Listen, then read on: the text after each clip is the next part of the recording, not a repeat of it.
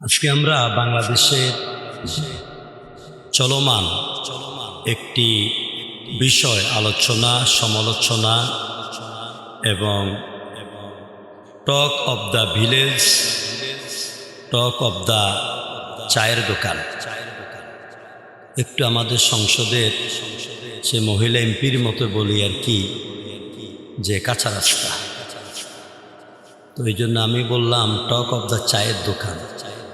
সে বিষয়ে আমরা একটু কথা বলব ধর্ম প্রতিমন্ত্রী সাহেবকে নিয়ে। ধর্ম প্রতিমন্ত্রী আমাদের দেশে বছরের পর বছর, যুগের পর যুগ ধর্মমন্ত্রী, ধর্ম প্রতিমন্ত্রী সবসময় নির্বাচিত হয়ে থাকে। আমি যতটুকু জানি, ধর্মমন্ত্রী এবং প্রতিমন্ত্রী যাকে এ দায়িত্ব দেওয়া হবে তিনি অবশ্যই দিন সম্পর্কে, ইসলাম সম্পর্কে এবং পৃথিবীর অন্যান্য ধর্ম সম্পর্কে, দেশের অন্যান্য ধর্ম সম্পর্কে অবগত থাকবে। কিন্তু আমরা মাঝে মাঝে দেখি এমন এমন ব্যক্তিদেরকে ধর্মমন্ত্রী, প্রতিমন্ত্রী হিসাবে নির্বাচিত করা হয় যাদের ধর্মের ব্যাপারে কোনো জ্ঞানই থাকে না। যেমন এখন যাকে ধর্ম প্রতিমন্ত্রী বলা হয়েছে তার দ্বীনি জ্ঞান এলম কতটুকু আছে আমার জানা নেই। তবে সারা দেশে তাকে নিয়ে talk of the country and talk of the city, আর আমি আগে বলেছি টক অব দ্য চায়ের দোকান। কেন? কারণ আমাদের দেশে ইসলামটাকে আমরা অনেক ভাগে ভাগ করে ফেলেছি। আমরা কেউ জামাতে ইসলাম, আমরা কেউ চরমোনাই ইসলাম, আমরা কেউ সারফিনের ইসলাম, আমরা কেউ উমুক দরবারের ইসলাম, আমরা কেউ গরম সুন্নি, কেউ আমরা নরম সুন্নি, কেউ আমরা শাহবাগী ইসলাম, কেউ আমরা দেওয়ানবাগী ইসলাম, কেউ আমরা আহলে হাদিস ইসলাম। এইগুলি নিয়ে বিভিন্ন ধরনের মতনৈক্য, মত পার্থক্য হওয়ার কারণে, বিভিন্ন মতাদর্শ বিভিন্নভাবে ছড়িয়ে যাওয়ার কারণে সাধারণ মুসলমানদের মধ্যে আজকে বাকবিতণ্ডা এবং বিভিন্ন ধরনের মতামত পরিলক্ষিত হচ্ছে। প্রিয় ভাইয়েরা, আহলে হাদিস মানে কি এবং ধর্ম প্রতিমন্ত্রীকে নিয়ে এই বাকবিতণ্ডা কেন? সবাই বলছেন, হেফাজতে ইসলাম বলছেন, কওমি ওলামায়ে কেরামগণ বলছেন যে ধর্ম প্রতিমন্ত্রী হচ্ছে আহলে হাদিস। এখন আহলে হাদিসটা কি আমরা জানি।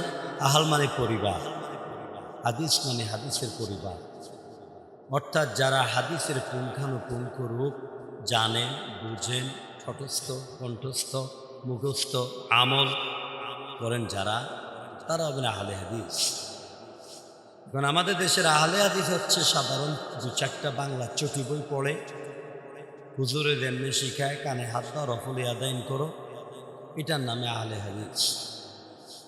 তো আবার আহলে হাদিস পালন করতে গিয়ে তারা ইসলামের মধ্যে কিছু গোঁড়ামি এনারা প্রবেশ করায়, যার কারণে ধর্ম প্রতিমন্ত্রী এমন এক ব্যক্তিকে দেওয়া হলো যাকে নিয়ে সমস্ত ওলামায়ে কেরামের মধ্যে বাকবিতণ্ডা, মতানৈক্য দেখা দিয়েছে, বিভিন্ন মতাদর্শ দেখা দিয়েছে। এজন্য আমি বলবো আমার দেশের মাননীয় প্রধানমন্ত্রীকে, যাকে নিয়ে এত বাকবিতণ্ডা, যার মতাদর্শ নিয়ে এত ধরনের দ্বন্দ্ব, সকল দ্বন্দ্ব নিরসন করে দিয়ে, যেহেতু ওলামায়ে কেরামের পক্ষ থেকে দাবি উঠেছে তিনি ধর্ম প্রতিমন্ত্রী হওয়ার যোগ্যতা রাখেন না এবং তিনি নির্দিষ্ট একটি দলের দিকে সবসময় চাপাই গেন, সেটার অনুসারী।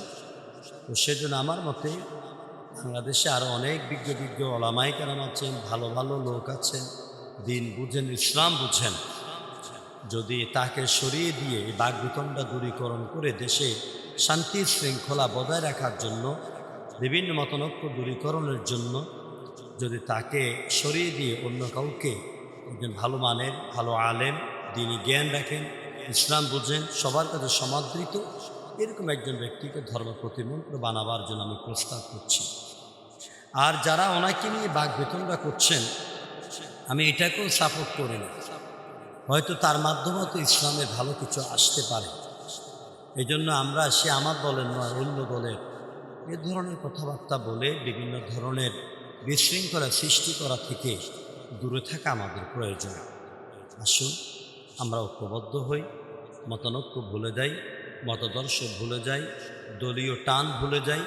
আমরা 18 কোটি মানুষের দেমাগের মূল্যায়ন করি, দেশের সার্বভৌমত্ব, দেশের শান্তি শৃঙ্খলা এগুলি রক্ষা করার লক্ষ্যে আমরা কাজ করি এবং ইসলাম একটি পূর্ণাঙ্গ জীবন ব্যবস্থা, এটা আমরা সকলের কাছে আমরা প্রচার করতে চাই, আমরা সেইভাবে চলতে চাই, চালাতে চাই।